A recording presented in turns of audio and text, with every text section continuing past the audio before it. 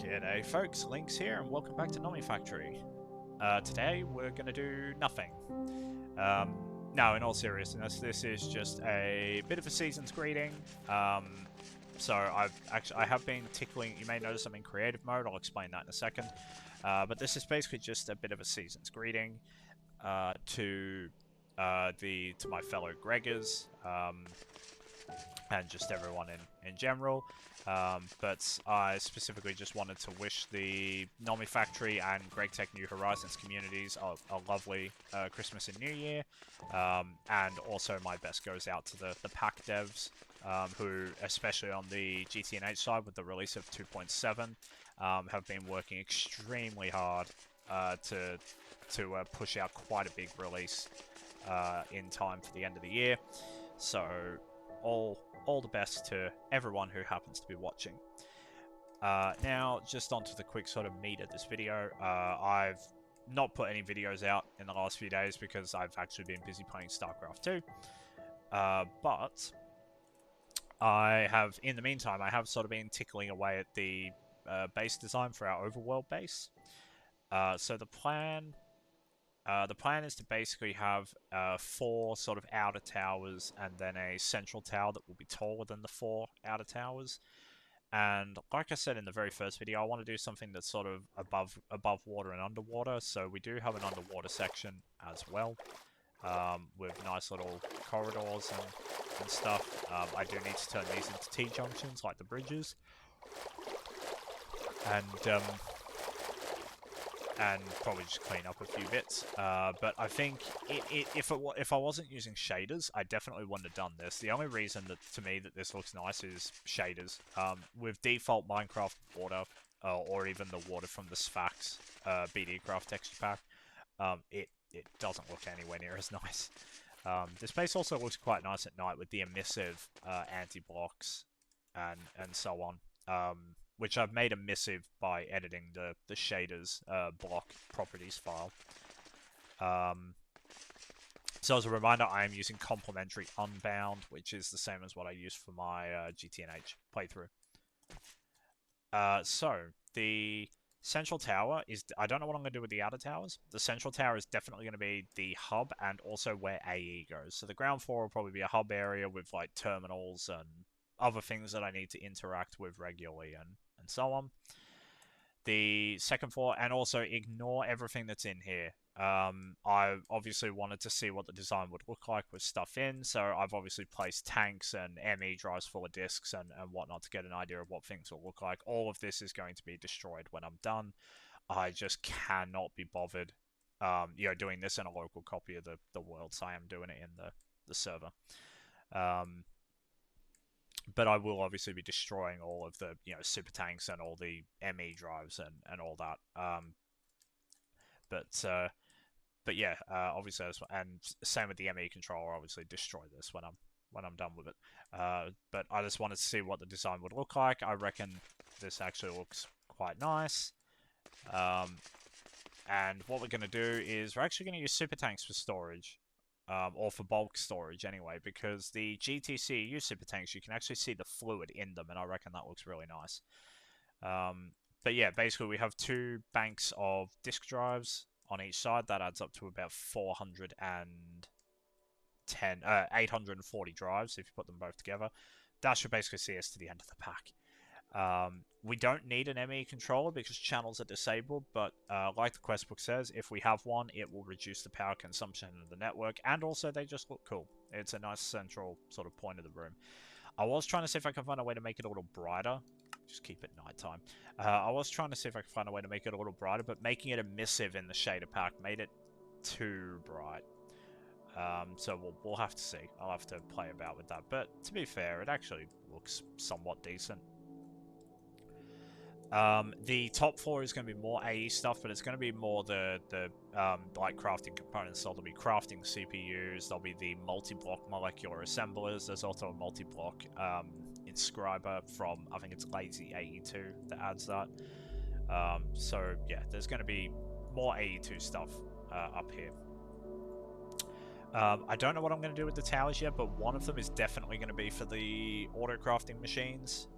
So basically, in the beginning it'll just be a load of single blocks, but obviously there'll be auto crafting multi-blocks later on as we get into IV.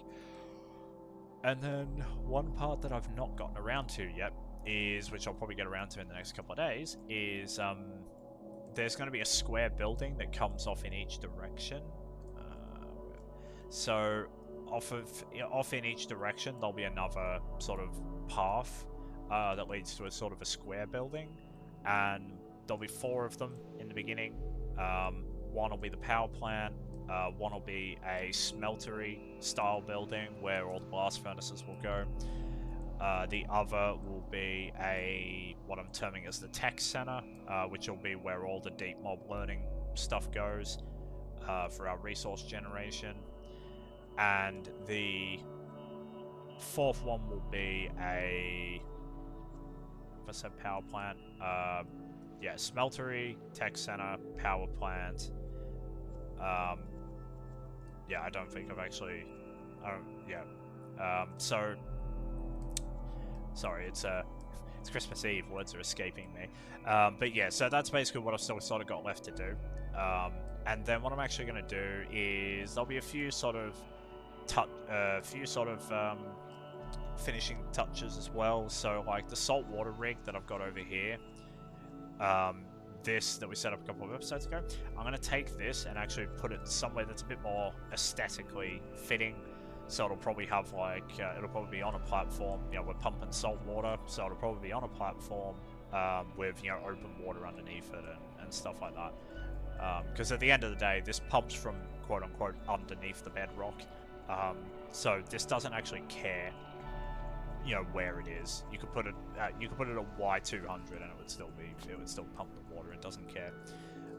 But yeah, we want it to sort of look nice. So yeah, so the new base is coming along. Obviously, like I said, I am building it in. Like I said, I will be building the base in creative. Building is not my strong suit. It's not something I want to spend like a huge amount of time on. But I do want to make something that, you know, looks somewhat nice. Effortless building has actually made this pretty easy. But yeah, I will be using creative to sort of finish off the building, and then obviously come out of creative and continue progression. So maybe towards the end of the week there'll be another video, but we'll see. And obviously, like I said, all this stuff's going to get destroyed. You know, we're not cheating here. All this stuff's going to get destroyed. I still need to figure out a few things, like how I'm going to get power up to here and get... Well, actually, I don't have to get power up to here because I can put an energy acceptor somewhere on the network, but I need to get AE down from here to the rest of the area, and I need to figure out the nicest way to do that. So there's still a few things that I need to figure out. But for now, I'm probably just going to wrap the video here. Like I said, this has just been a really, really short video. Just to sort of go over, you know, see the base taking shape and whatnot. And then there is going to be a bit of a change to my play style. I am going to definitely lean heavily into passiving stuff, but I'm also probably going to start, once we get to the point where we can build these bigger passive lines and really make the factory grow, I'm probably going to look at actually reducing the number of hours per day that the server runs, in order to, so basically reduce it to effectively the hours that I would be expected to actually play, to basically encourage me to scale, up and make the factory bigger, because, you know, playing Factorio recently and whatnot, I like the idea of a big factory. So yeah, that's something that I'm obviously going to look into, but for now I'm just leaving the server running 24/7 because we don't have a lot of stuff passive anyway at the moment. And secondly, I do just want to sort of rush to the point where I can actually, you know, get auto crafting and get to building big things, because that's what we want to be doing in Nomifactory. We want to be building big things. So yeah, so I'm going to probably wrap the episode here. And I hope everybody watching has a lovely Christmas and a lovely New Year. Big thanks to anyone who's either watching this now or has been watching my other videos.